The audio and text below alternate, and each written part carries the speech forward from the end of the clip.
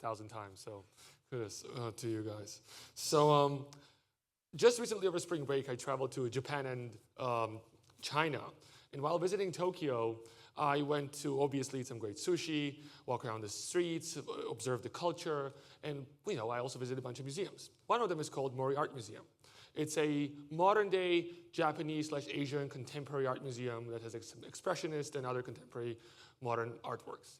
However, it's also located on a little hill, which basically means that it has this viewing deck of the entire city. It's gorgeous. And especially it was a clear day, so therefore my girlfriend and I, who was with me, spent a long time looking at it. But when we got there, what was really surprising was the simple fact that almost no one was looking at the view, and their backs were turned towards the glass, and they were staring at an exhibition that was being held there at the time. It was of a Japanese boy band. And I know I'm not a boy band audience in general. However, I do like flashy things. Actually, what I love the most is when I go to a museum or a certain place, and I see something I've never seen before. It actually excites me more because I don't know what to expect from it. But to say the least, this was not a very thrilling exhibition. They had a merry-go-round with their faces on them, some cardboard cutouts. Some fans already showed up with their faces on their bags or wallets. So it was nothing too, it was a little bit bizarre to me. They even had a clock that had their faces where you could just spin and land on one of their faces.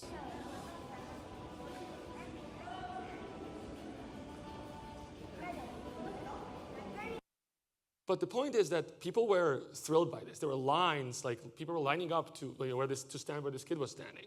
And that was a little bit strange. What I was starting thinking about was how much is this celebrity culture really affecting people in everyday life? How much does it affect us at Newark Academy or United States or other places in society? So I've kind of concluded that essentially the way celebrity culture functions is that it distracts us from a lot of things that really matter. And upon my return to Newark Academy, I asked 100 Newark Academy students from any grade, that was freshmen, even some 8th graders, and 11th graders, 5 questions. So the first question was, do you know what's happening in Georgia, where I'm from, the country in Eastern Europe? I also asked them, do you know what recently happened in Macedonia? This is very recent. This is probably a week-old survey. I was not surprised to hear that none of them really knew about these things because they are not personal to them. So I narrowed down the questions. Do you know who Cornel West is or who RFK is? Have you heard about the recent Boeing whistleblower incident? So these are just random things I pulled from the internet. A little bit more surprisingly, they also didn't know too much about this. So I was like, okay, let me find something that really pertains to them. So I asked if they knew that TikTok could be banned in October potentially, given the recent hearings. Well, these were the results to say the least. Only one person knew about Georgia, this tiny little sliver in the middle, because he has Georgian heritage. 3 knew about Macedonia electing the first female president. Georgia, by the way, is on the precipice of potentially a revolution. Only 6 knew who RFK was and that he was running for president. Only 12 knew who Cornel West was, but fewer of them knew that he was also running for president. And only 14 of them knew about TikTok. 64 kids did not know this information. And obviously, this is not to shame them, but to just expose one little thing. I asked 2 more questions. I asked them about Kendrick's and Drake's recent rap battle beef, which they could recite a whole PhD dissertation about. They went about songs from a year ago, 2 years ago. They knew actual lyrics. They knew who said what and when. It was a whole fiasco. They also knew everything about the Met Gala. They knew who showed up in what kind of car, who was their partner at the time, what was going on, et cetera, et cetera. They even knew the theme, which I didn't know existed for this event. So essentially, what I just couldn't help but think is that celebrity culture is really infusing our everyday lives. And the fact that what I want to discuss today is that it's something we should be thinking about a little bit more carefully. So I'm going to think about celebrity culture from 2 perspectives. Number 1, is a celebrity culture as a diversion tactic. So what does this mean? It's not new. A lot of times, status quo has been retained through entertainment. Ancient Romans had this idea of bread and circuses, where Roman emperors would basically say, give the masses just a little bit of a bread, a little bit of food to survive, and give them lots of entertainment. They will not revolt. They will not stand up against us. They'll just be calm, because they won't have time to think about real things. It's still pertinent today. American philosopher Noam Chomsky writes a book, Manufacturing Consent, where he argues that we need to essentially entertain the masses. The bewildered herd is a problem. We've got to distract them. They should be watching the Super Bowl or sitcoms or violent crimes or movies. Essentially, all of these things, what happens is that by watching these things, we do not think about things that actually do matter in our society. He even says propaganda is to democracy what bludgeon is to a totalitarian state. What he equates here, which is a little bit far-fetched, but what he does is saying that, okay, back in the day, if somebody wanted to revolt, the king or whoever would just wreak havoc onto them and potentially murder them.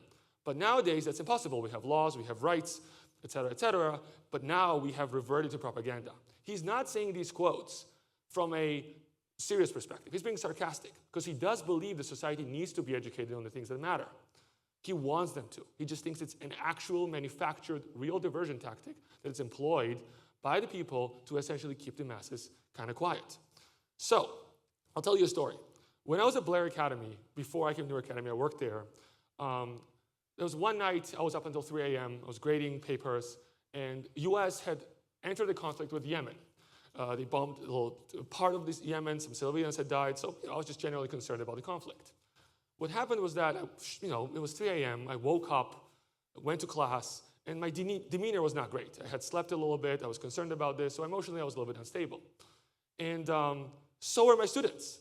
So I was like, wow, these kids really are up in tune with what's going on. So I asked them, I was like, did you hear the news? And they're like, yeah, we did, we all heard the news. I was like, oh, it's pretty sad, right? And they're like, yeah, poor dogs. I was like, poor dogs, what do you mean? So apparently, around the exact same time, in LA, Lady Gaga's dogs had been stolen. All whopping 3 of them. And all of them were devastated by this news. The point is that of course we should care about Lady Gaga's dogs. But even the mainstream media, social media, Instagram, Facebook was filled with this, and there was nothing about another event. Similar was the case with a recent TikTok trend, actually, where students asked their parents, and actually lied to them, that their favorite celebrity had died. This is how it went.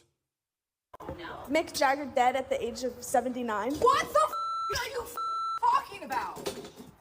Austin Butler dies at 31. Shut up! Oh my god. What? Zac Efron dead at 35. No!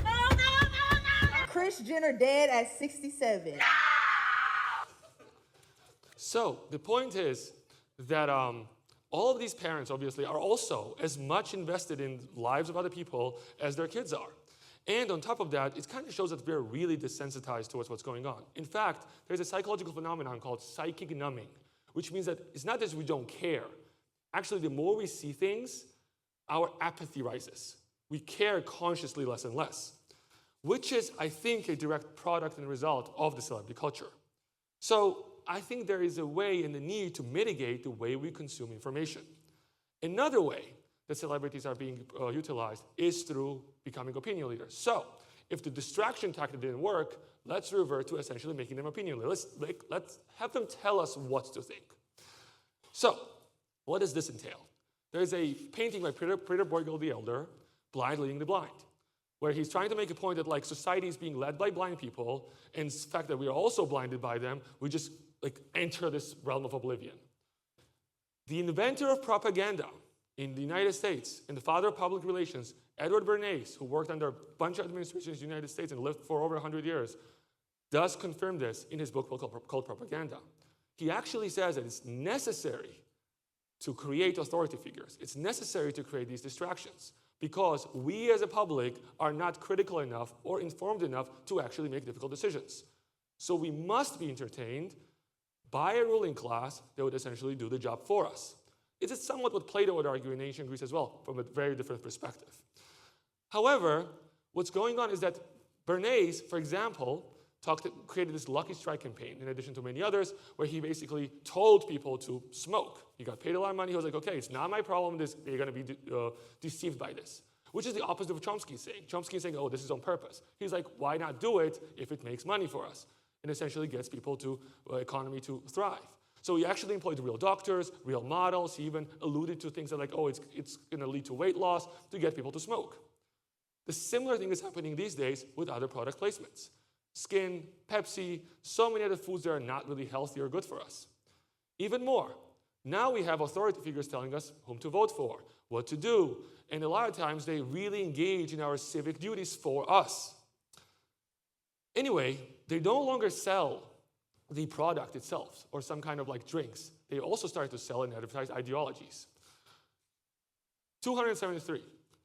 This is a number conducted through, that I figured out through another survey, of an average, how many celebrity accounts do Newark Academy students follow on TikTok and Instagram, individually. Does not even include pages. If they follow 3,000 people, there are a lot who just are opinion leaders. And I'm not saying we should not be listening to them. I'm not saying they should not have opinions. But again, the point is that we need to be a little bit more dangerous. At what point does this start to colonize our minds?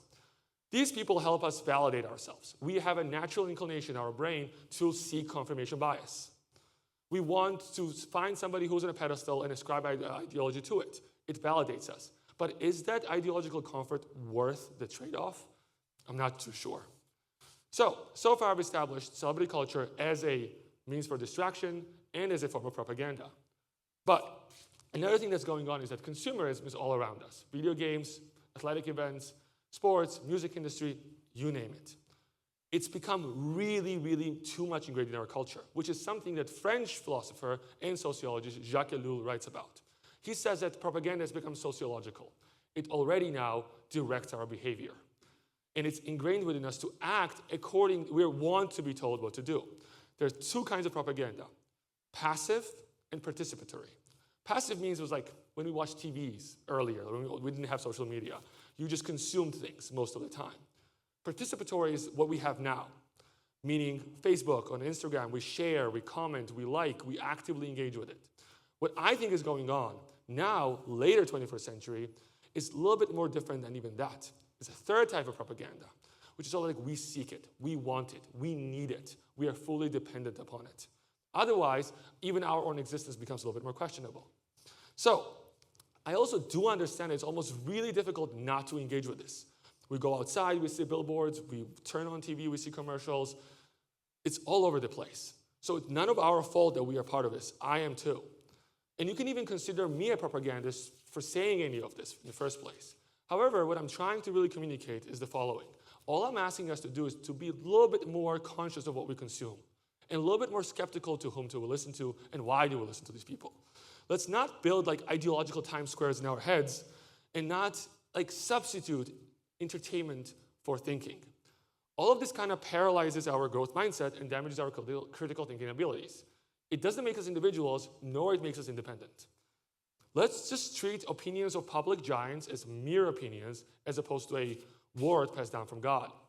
American writer Neil Gaiman, who's written a bunch of books, says this to his students in universities. Kill your darlings. What he's trying to communicate is that, okay, anytime you engage in practices that are already, you come too easy for you, they're habits, you've clung onto them, you know patterns, you should let go of them. Otherwise, because you will not grow as a writer. What I'm trying to say today is that why don't we kill our idols, at least temporarily, so that we are not chained and held down by the ideological paradigms that exist around us. Thank you very much.